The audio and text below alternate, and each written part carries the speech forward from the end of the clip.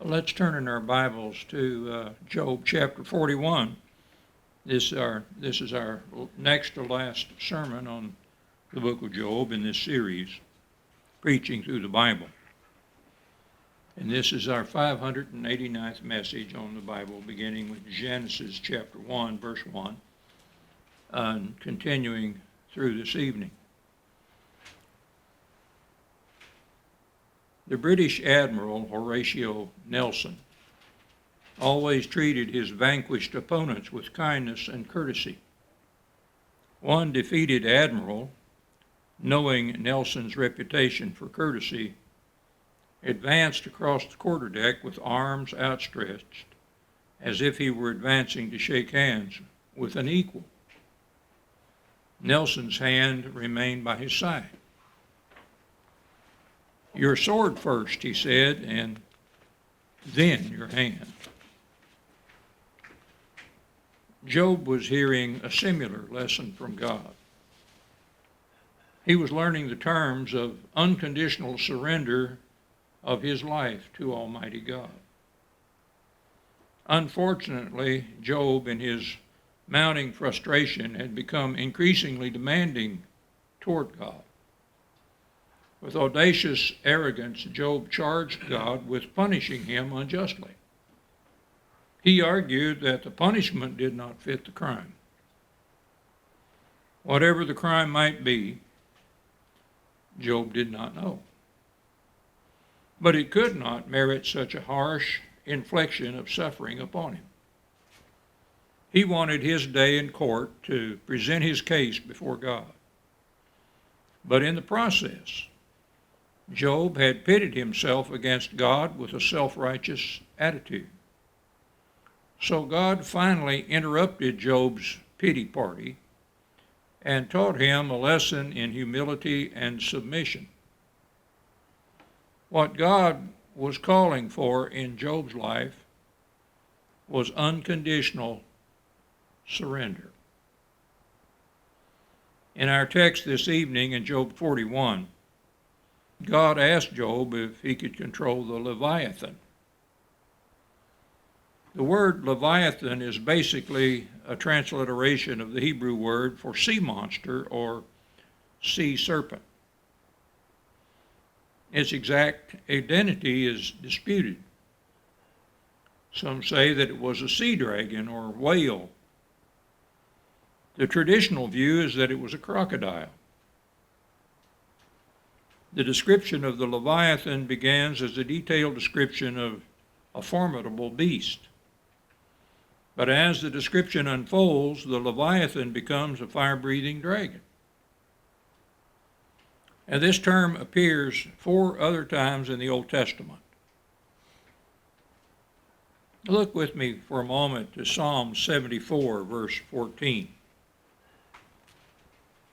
"Thou breakest the heads of Leviathan in pieces, and gavest him to be meat to the people inhabiting the wilderness." And then again in Psalms 104:26.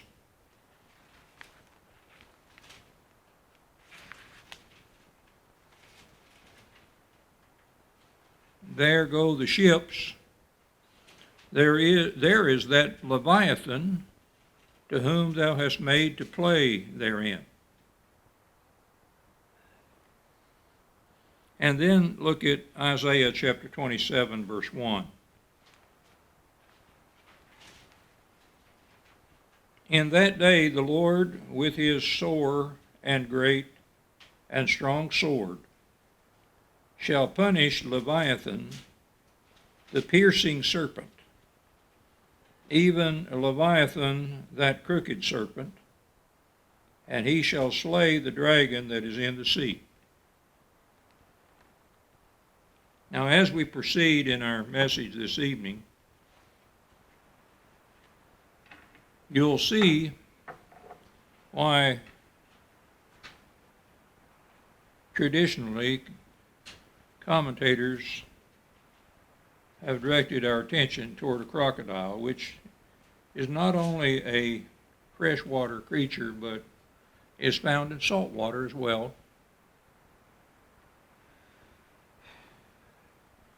especially at the mouth of the the mouth of the Nile River in the Mediterranean, in places where the river flows into the salt water.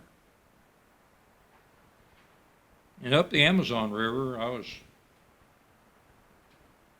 floating down the Amazon one day so many years ago, and in a missionary launch, and they explained to me that nearly every marine animal in the ocean is also found in the fresh water of the Amazon. Dolphin fish, on it goes. Some type of whales, sharks. Who would have thunk it? 2,000 miles from the mouth of the Amazon River, when it spews out into the Atlantic Ocean. And in dry season, its force of the Amazon sends the waters of the Amazon 400 miles out into the Atlantic. It's the longest river in the world. For many years, geographers have said that the Nile is the longest river, 4,004 miles long. But I've been within a few miles of the source of the Amazon, where it begins to trickle, come down off one of the mountains there in Peru, and forms a pool. That's the source of the Amazon. They finally found it. It's 4,004 1/4 miles long.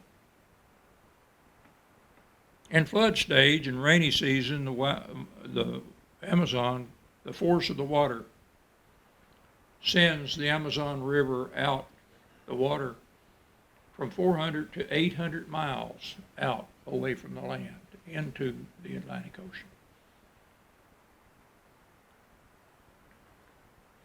In each of the texts I gave you, Leviathan refers to some mighty creature that can overwhelm man. But it is obviously no match for God.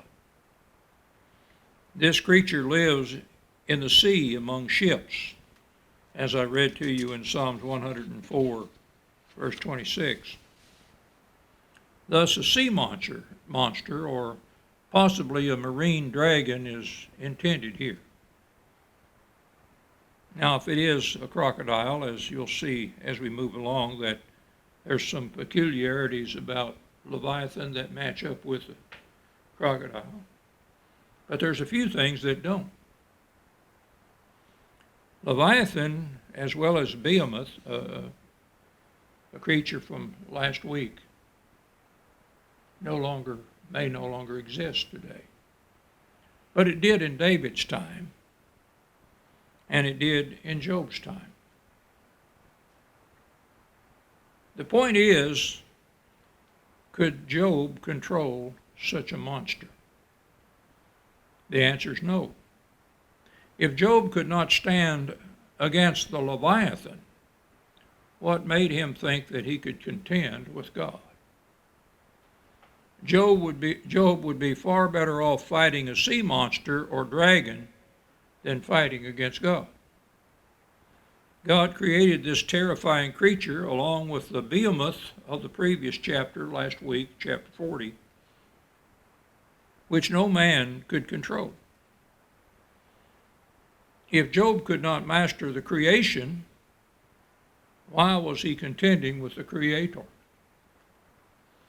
Job could not control the Leviathan, but he wanted to tell the monster's creator what to do. Not a wise decision. The Leviathan was mighty, but God is infinitely more powerful. Until Job could manage the Leviathan, he had no business tackling God. And what follows is God's direct challenge of Job as he calls for his unconditional surrender.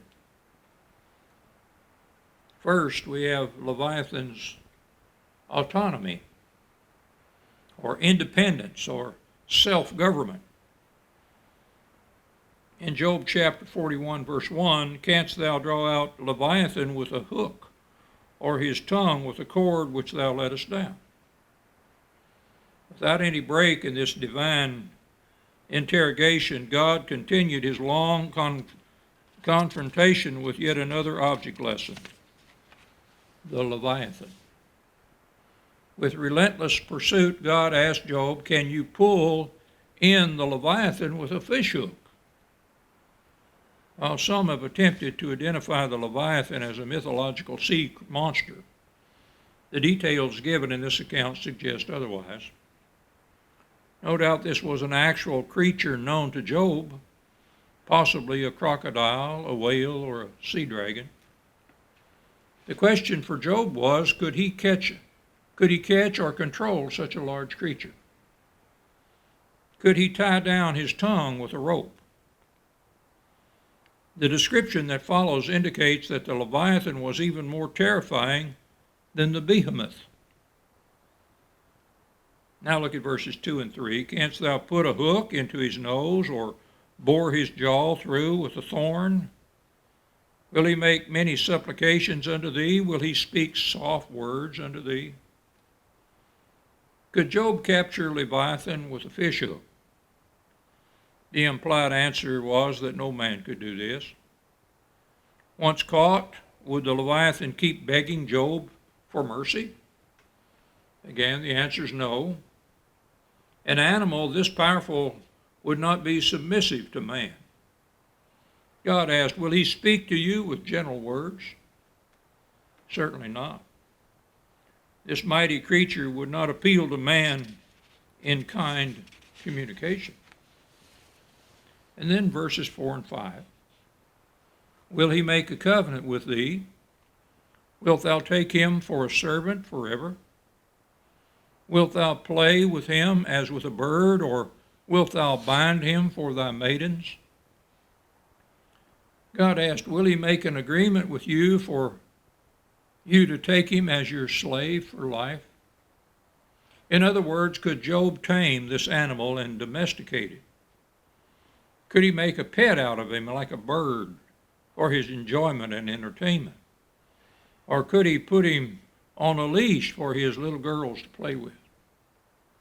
Of course, the answer was no. Such a thought was absurd. It would be more likely that the Leviathan would have Job on a leash, wouldn't it? Verse 6, shall the companions make a banquet for him, or banquet of him? Shall they part him among the merchants? In other words, would the traders barter for him like a commodity easily bought and sold? Would they divide the Leviathan up among the merchants like a product that is bought at the discretion of others? Again, the implied answer was no. This creature was too big and powerful to be at man's disposal. And then verse 7 and 8. Canst thou fill his skin with barbed irons, or his head with fish spears? Lay thine hand upon him. Remember the battle. Do no more. Even if Job had large and effective fishing equipment, could he fill his hide with harpoons or his head with fishing spears? No matter how sharp the harpoons and spears, this creature could not be captured by man as if he were a mere fish. In fact, if Job had laid a hand on him, he would remember the struggle and never do it again. This dramatic encounter would prove to be so dangerous and unsuccessful that no man would attempt it a second time. That is, if he lived through the first encounter. Verse 9, behold, the hope of him is in vain. Shall not one be cast down even at the sight of him? So any hope of subduing the Leviathan, no matter how strong the equipment, would be of no avail. In other words, the hope of caging the Leviathan was an expectation never to be fulfilled. If the sight of him was overpowering, how much more the actual attempt to capture him? Verse 10, none is so fierce that dares stir him up, who then is able to stand before me. No one was able to rouse Leviathan out of his place as long as he chose to remain there. The point was that if this reptile was this autonomous, this independent, how much more must its maker be, who was greater than all?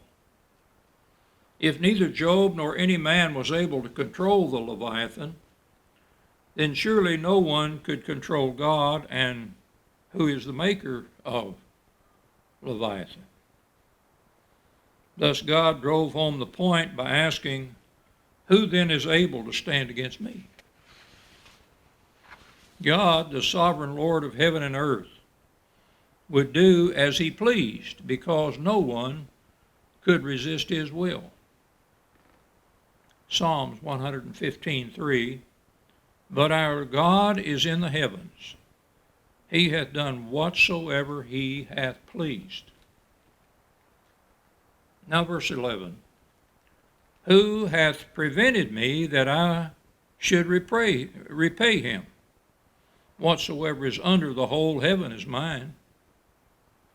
Who has a claim against God that he must repay? Again, the answer was no one. God is no man's debtor. No person is owed anything from God except judgment. Yet Job believed that he was to be rewarded for his righteousness. We found that out in Job chapter 34, verses 5 through 8. Everything under heaven belongs to God. Therefore, no person can give anything to God because everything is already his. And not only Leviathan's autonomy, but Leviathan's atomy. Verse 12 through 13, we're going in this section all the way up to verse 30. I began with verse 12 and 13. I will not conceal his parts, nor his power, nor his comely proportion. Who can discover the face of his garment, or who can come to him with his double bridle? God next detailed the powerful body and parts of this reptile. He said, I will not fail to speak of his limbs, his strength, and his graceful form. This animal combined power, beauty, and agility. Who can strip off his outer coat? Of course, the answer was that no mere man could do so. Apparently, the Leviathan's outer coat of skin was valuable to man and thus coveted. Who would approach him with a double bridle? God said to Job. A double bridle has two bits, a curb and a snaffle bit, and 4 reins, and is only used on a well-trained horse. After you work a horse with a snaffle, which is very easy on the mouth, and a horse goes smoothly with a snaffle. Or maybe you've trained the horse on a curb bit, Western style. And you can see when you pull on the reins that curb bit pulls like that on the horse's mouth. It's more severe than a snaffle. All of my horses were trained on a hollow snaffle, which is easier on the mouth than any other kind of bit, unless you use a hackamore, which doesn't have a bit. Well, to contemplate using a double bridle on a wild, ferocious, powerful, determined, and independent creature like Leviathan would be ridiculous. Certainly, Leviathan could not be tamed. You couldn't use a snaffle or a curb, and you certainly couldn't use a double bit on him and a double bridle. Now verses 14 through 16. Who can open the doors of his face? His teeth are terrible round about. His scales are his pride, shut up together as with a closed seal. One is so near to another that no air can come between them. He's saying, who dares open the doors of his mouth in an attempt to pry it open? No one in their right mind would attempt to open his ringed mouth with his fearsome teeth. No one would intentionally get up close to this formidable creature. Regarding his impenetrable outer protection, God said his back has rows of shields tightly sealed together. His scales were closely fit together, forming a tough, almost impenetrable outer skin.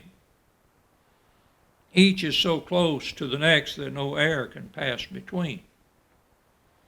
This is how closely connected his shields had been placed together by the Creator. Now look at verse 17 and 18. They are joined one to another, they stick together, that they cannot be sundered.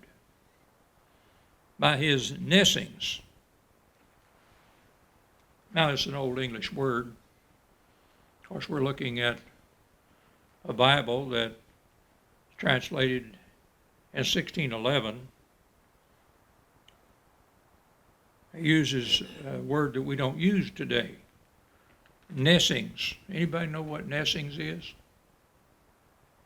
Well, I found out this when I had the book of Job as one of the books of the Bible that we studied. Nessings, that's the sneezing or snorting of this Leviathan, like a horse would sneeze or snort. By his nessings a light does shine, and his eyes are like the eyelids of the morning. These scales were inseparable and impenetrable. Thus, any attempt to hunt and kill the animal was useless. The Leviathan's nose, eyes, and mouth put fear into people. His snortings throws out flashes of light. Now, this portrays water projected out of his nostrils when sneezing, giving the appearance of flashes of light as it gleamed in the bright sun, one commentator said. Holman Bible commentary on the Old Testament. His eyes were like the rays of dawn. The thin eyes were the first part of the animal to appear when it emerged from the water, giving the appearance of the sun's rays shining over the horizon. And then verse 19 and 20. Out of his mouth goeth burning lamps, and sparks of fire leap out. Out of his nostrils goeth smoke, as out of a seething pot or cauldron. So burning lamps or firebrands stream as it gleams from his mouth. Sparks of fire shoot out. This highly figurative, exaggerated poetic language represents the reptile's breath as saliva was spewed from its mouth, looking like a stream of fire being shot forth. In what resembles fire and smoke from a dragon's mouth, God said that smoke pours from his nostrils as from a boiling pot over a fire of reeds. This smoke was probably the spray of water shot from his nostrils with the sun reflecting on it, says Holman. Sounds like a fire-breathing dragon to me. Verse 21, his breath kindleth coals, and a flame goeth out of his mouth.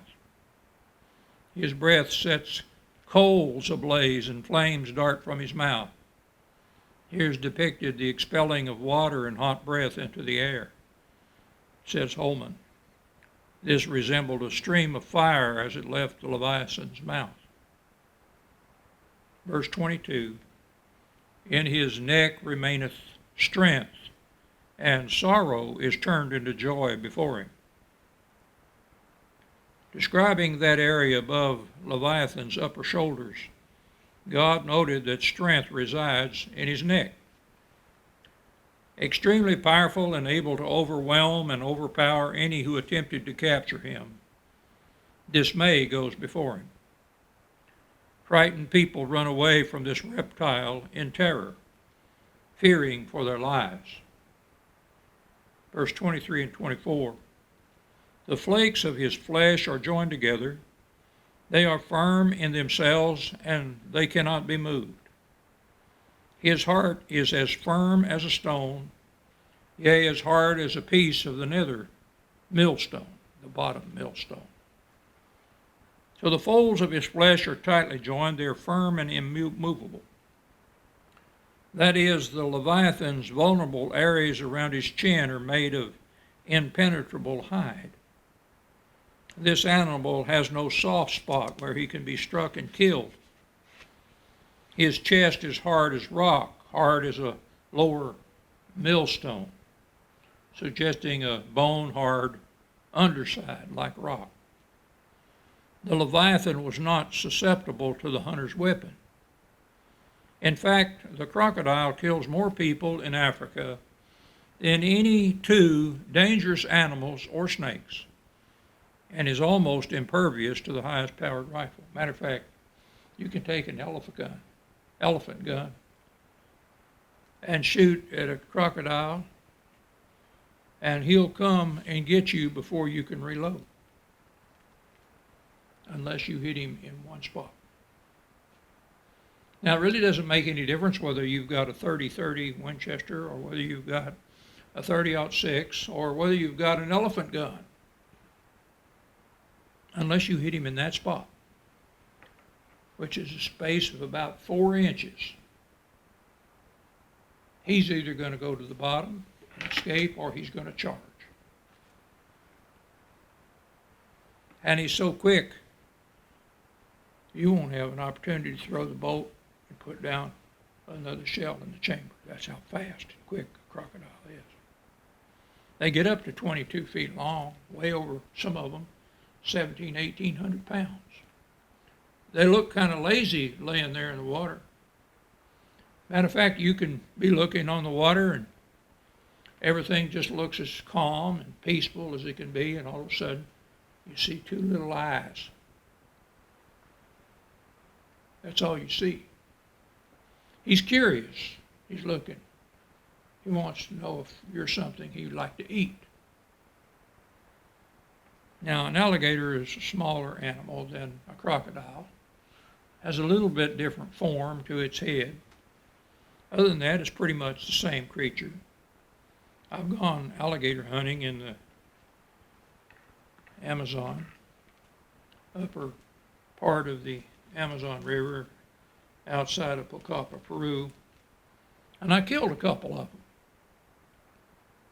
And we were in a dugout canoe, and the missionary, Dale Mayfield, had told me that he'd make sure I got to go alligator hunting while I was there. And so I had 36 young people on the trip, and part of us decided that we were scheduled to hold a revival meeting over for a long weekend with Dale Mayfield, which was 100 miles from where we were building a church building in Okiaku, Peru. So we took Land Rovers, 2 of them, and one of the missionaries drove one, I drove the other, and there was a couple guys, and the rest of them were girls. The rest of the group stayed. So there's about 8 of us that went on this trip, maybe 9. And when we got to Pucallpa, and Brother Mayfield promised me that alligator hunt trip, and he got on a motor launch, and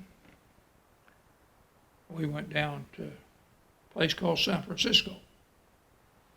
And there was a pastor of the church, and his wife was a school teacher, and they had school in this church building that they built, Brother Mayfield had built with them.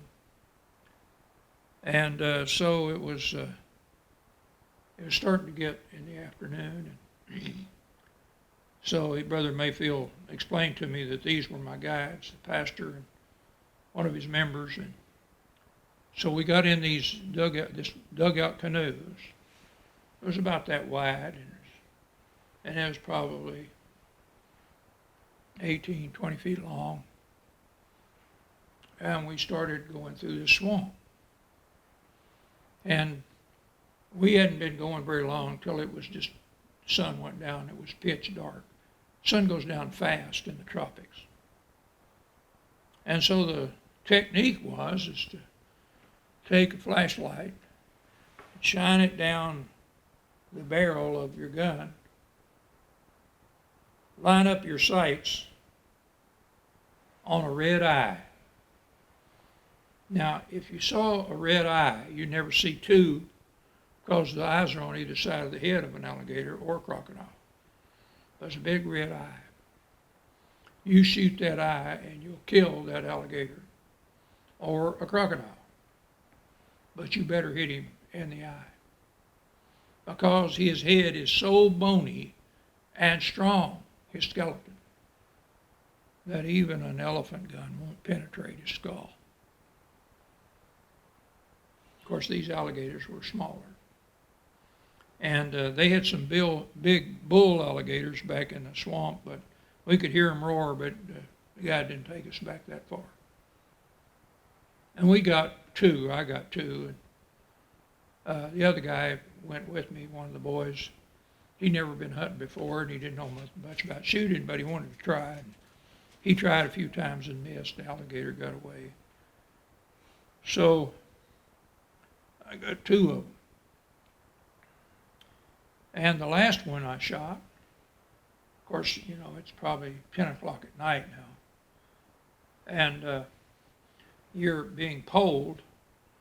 They have poles, and they're poling this dugout canoe along. And one of the members was up front, man, and the pastor was on the back. They were poling us along. And you'd see a red eye, and you'd line up the sight. You'd shoot, and I killed the first one. Then I give this young teenager an opportunity to shoot 3 or 4 times, and he missed. So it was time to go home, and I took the gun and saw a red eye, and we all lined it up, and I shot it, but I didn't penetrate the eye. It actually went straight across his nose and knocked him out. And I thought he was dead, and they thought he was dead, so they threw him up in the boat. The other alligator was between me and the guy in the front. And I was about a third of the way back, and the teenager was behind me, and the pastor was behind him. And, you know, you're poling through this swamp, and you're going under bushes, and you see eyes on either side, noises, and you know there's snakes and other kind of animals back there. It's kind of a weird place to be. We only had one gun. And I thought that we would have had a high-powered rifle, but the only rifle, and I asked the missionary, I said, I've got a 30-06 I'll bring. He said, no, don't worry about it, so we'll have a gun here. Well, they had an over and under, Steve. 22 long rifle on top and a 410 gauge underneath, but they didn't have any 410 shells. They only had 22 long rifles and 22 longs. So you had to kill that alligator by shooting him in the eye with a 22. Well, the second one I shot, we thought were dead. They threw it up with the other one in front of me, the head pointing toward the bow of the boat, and I'm sitting right back behind them. And we had headed back, and we hadn't been in the boat for another 4 or 5 minutes, and I heard a snap, and that alligator woke up. It was only about 4 foot long. But that alligator woke up, and he snapped, and he caught the shirt tail of that church member in front of me. And he wasn't going to let go. And we turned our flashlight on, and that fella took a machete, and they had a war on that dugout canoe between him and that alligator. And the alligator lost. Well, we took that alligator all the way back to Pacapa on a motorboat. And we were staying in a mission compound where the missionaries from different places in South America would send their children to go to school and stay there. And we were staying in their dormitory because school was out that time of year for the missionaries and the kids, and so they weren't there. We rented the compound. And so me and this young teenager, we got home, we were wore out and tired, dirty. We didn't know what to do about cleaning a couple alligators. So they had this big double door stainless steel refrigerator. Big commercial job. And so we opened the door of that and we stuffed those alligators in there with a head sticking out. Didn't think about what we were doing. Along about 5 o'clock in the morning, I heard the most blood-curdling scream. The cooks come to fix breakfast for us, and they opened that commercial refrigerator, and there were 2 alligators looking at them. And they got over it by the time I got dressed and showered, and we got over there for breakfast. The girls were already there. And they asked me, he said, do you want us to cook the whole alligator or just the tail? I said, you can have the alligator except for the tail. We want the tail. You know who ate all that alligator meat before I even got 2 bites? That was all left by the time they got through. The girls ate almost every bit of those alligator tails. And I'll say it was delicious meat. It's white like a lobster. You ever see lobster meat when you take it out of the tail? White as lobster meat. Tastes like bluegill. But it was white, and you could just flay it off with a knife, make steaks out of it. Of course, it wasn't. It was about that wide, the gator was at that point, the tail where we were eating. So anyway, that's my story on alligator hunting, but I don't care what kind of rifle that you have, you try to kill one of those crocodiles.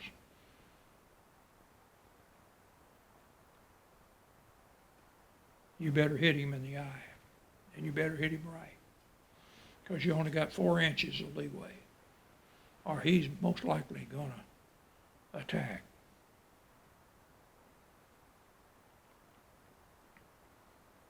Verse 25.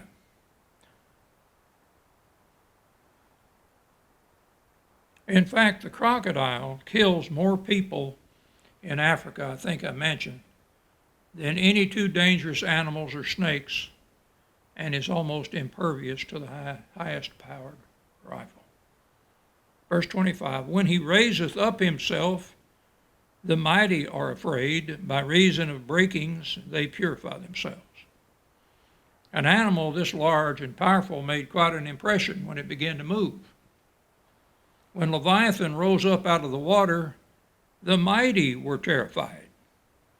Even the strongest of men were fearful and retreated before his thrashing of the water. Verse 26, the sword of him that layeth at him cannot hold, the spear, the dart, nor the habergeon. That's a medieval instrument. It's like a spear, except it's thicker and it's got an axe on the end of it.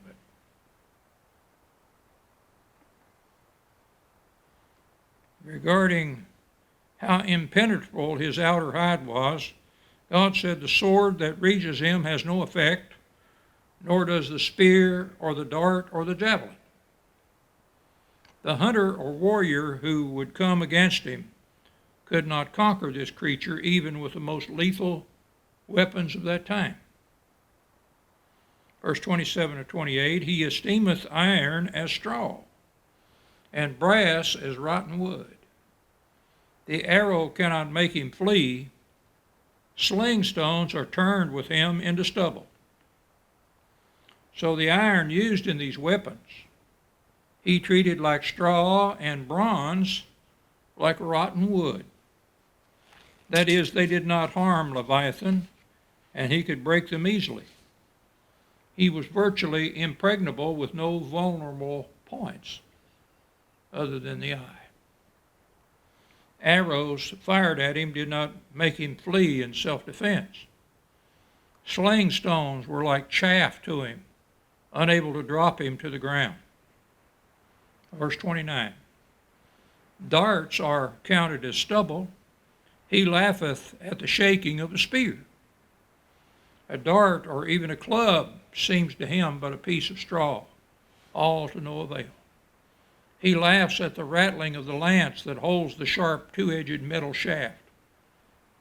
The thought of such an instrument subduing him was so absurd that Leviathan laughed. Now verse 30. Sharp stones are under him. He spreadeth sharp pointed things upon the mire. Further describing the Leviathan's protective hide, God declared his undersides are jagged potsherds. This reptile's outer covering was jagged and sharp like broken pieces of pottery. As he moved about in his natural habitat, a swamp-like basin in a river area, he left a trail of marks in the mud like threshing sledge. Not only Leviathan's autonomy and anatomy, but a Leviathan's agility. Look at verses 31 and 32. He maketh the deep to boil like a pot. He maketh the sea like a pot of ointment. He maketh a path to shine after him. One would think the deep to be hoary. The Leviathan made the depths churn like a boiling cauldron when he swam furiously. He surged up the sea. He stirred up the sea like a pot of ointment, causing the mud and sediment to rise to the surface in a foam.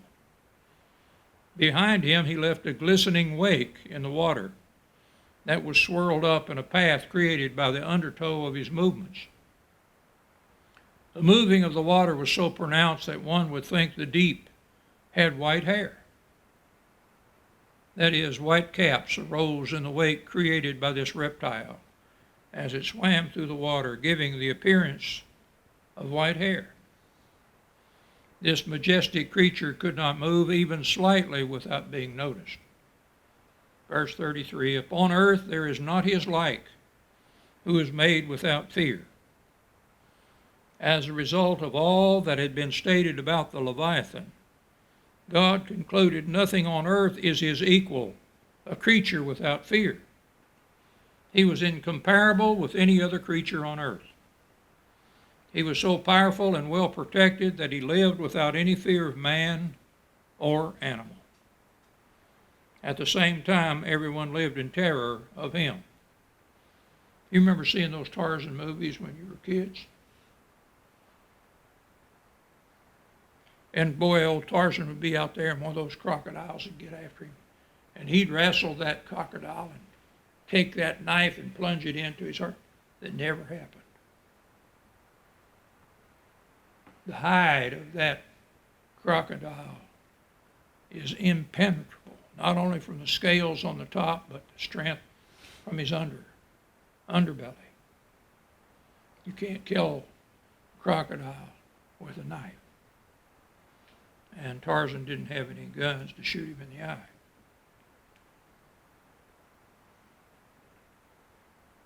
Verse 34, he beholdeth all high things. He is a king over all the children of pride. The Leviathan looked down on all who were haughty, possessing an exalted position of supremacy over all other creatures. He was king over all that were proud. Even Job himself, who had become puffed up with pride in defending himself before God. God points out the inability of Job to control or subdue the mighty water creature known as the Leviathan. Years ago, the moderator of a church gave J. Hudson Taylor, the great missionary to China, a flattering introduction. When Taylor, founder of the China Inland Mission, stepped into the pulpit, he quietly said, "Dear friends, I am a little servant of an illustrious master."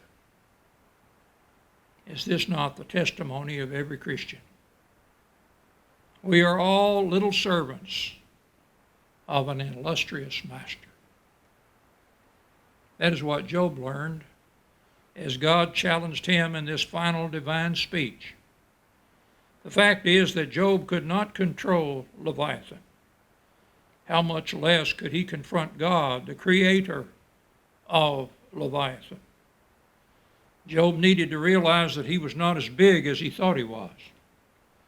He had expected God to answer him, but instead God was answerable. But instead, Job was answerable to God.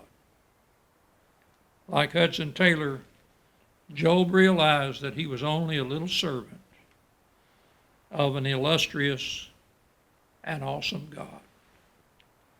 Steve, would you close us in prayer?